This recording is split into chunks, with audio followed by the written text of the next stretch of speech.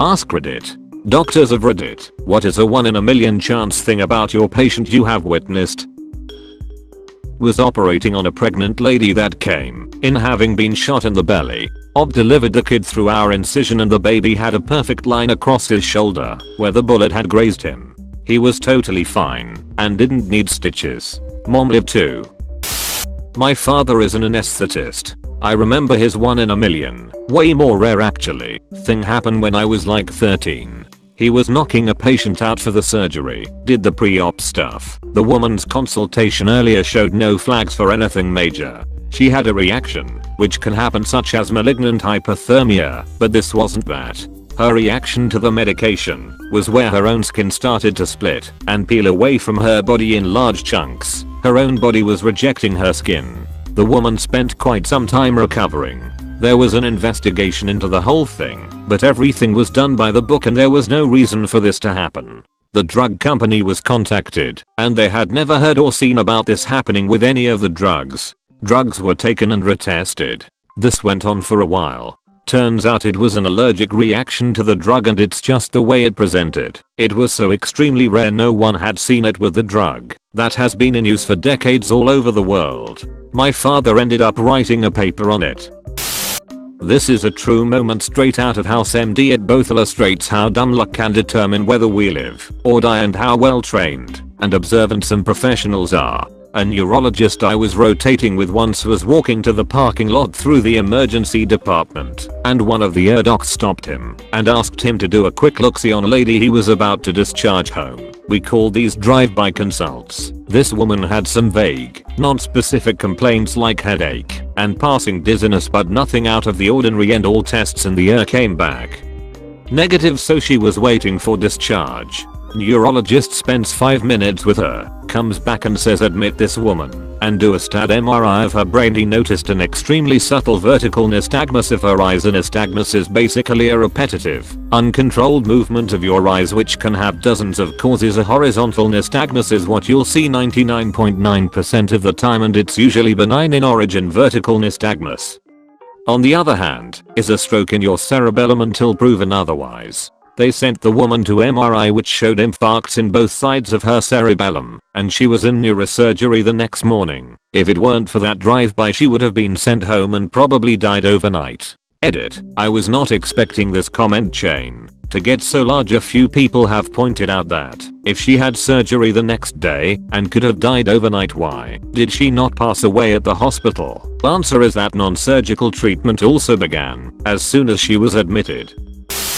One of my patients nearly died from an amniotic embolism while she was in labor. It's so rare that the only way to diagnose it is by ruling pretty much everything else out first. It's essentially when the amniotic fluid accidentally passes into the mum's bloodstream.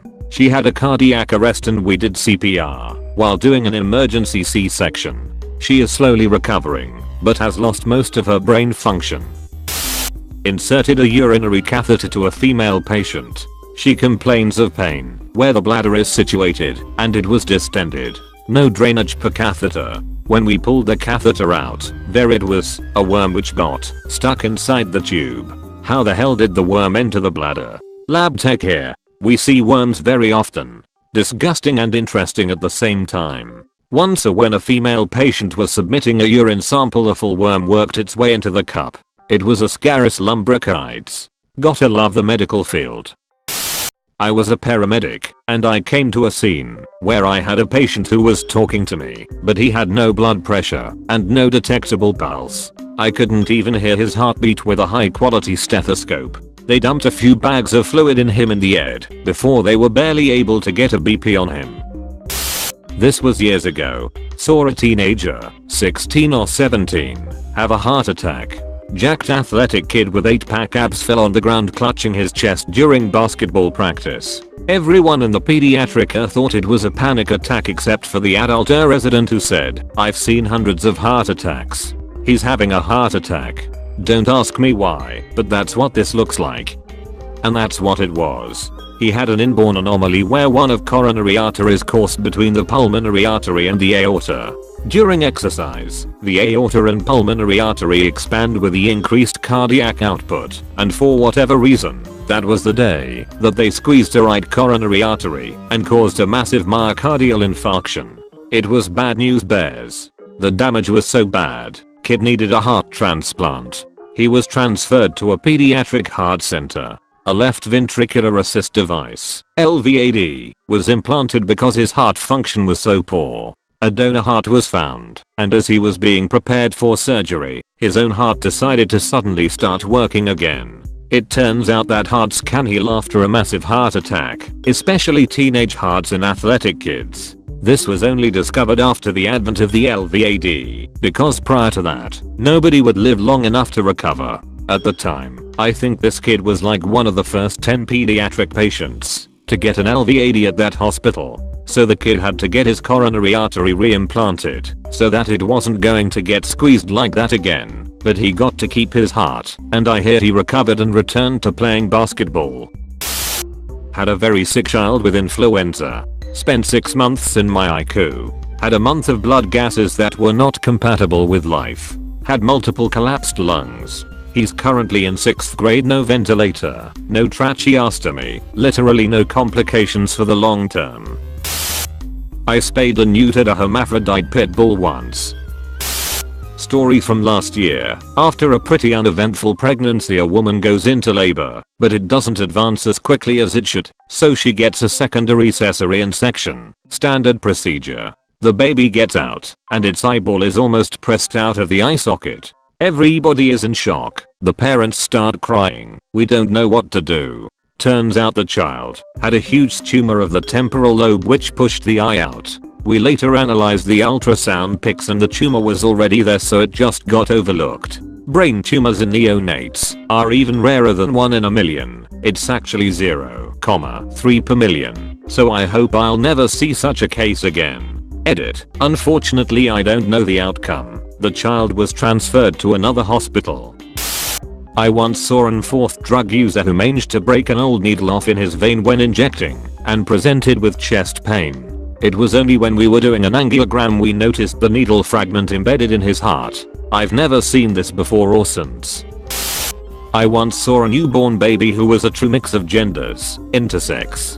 I was part of the meeting with the top pediatricians discussing the case. The patient's gender was clinically indeterminate from external genitalia. MRI showed 1 ovary and half a uterus on one side and a partially descended testicle on the other side.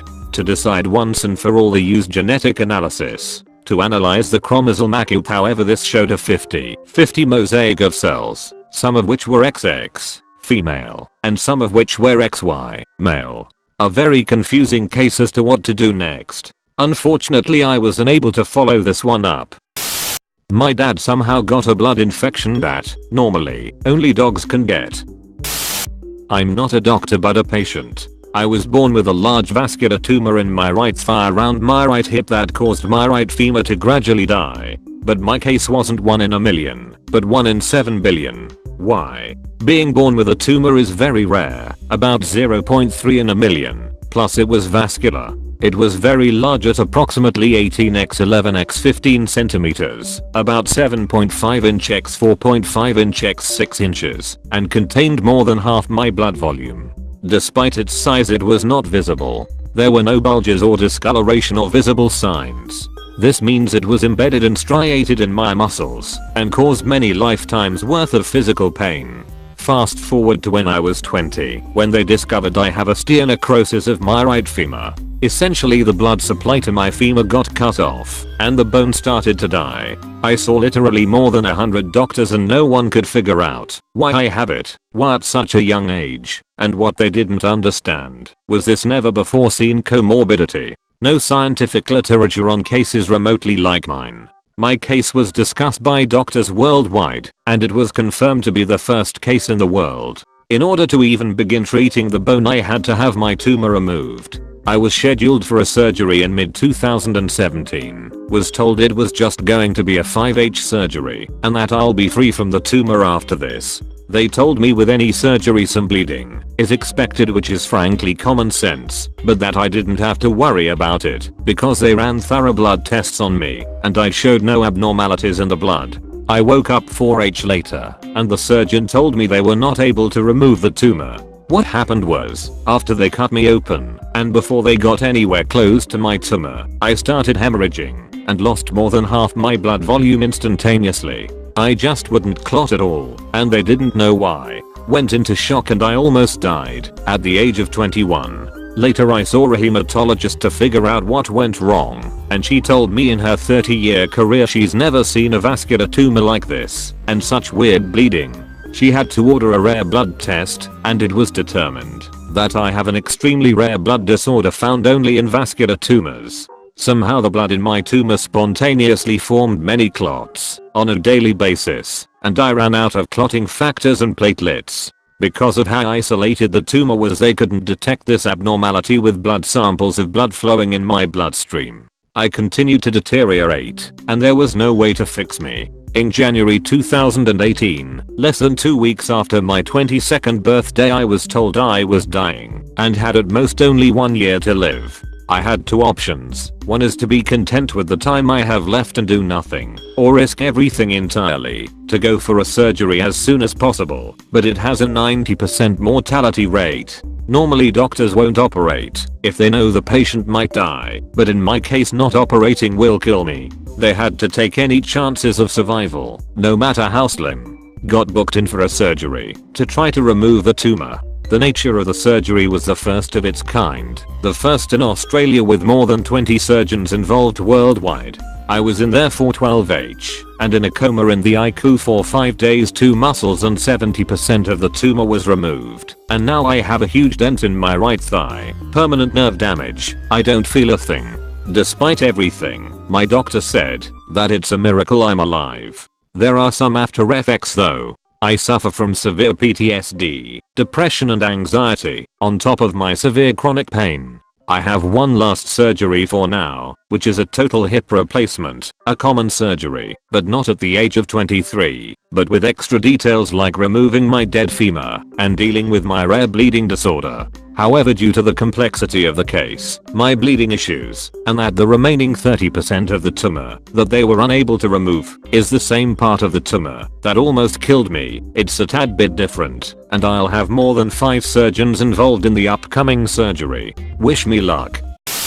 You have been visited by the cute cobber of Ultra Scare. He will grant you the power of fierce cobber hoods and hisses, but only if you comment, "Spook well cobber."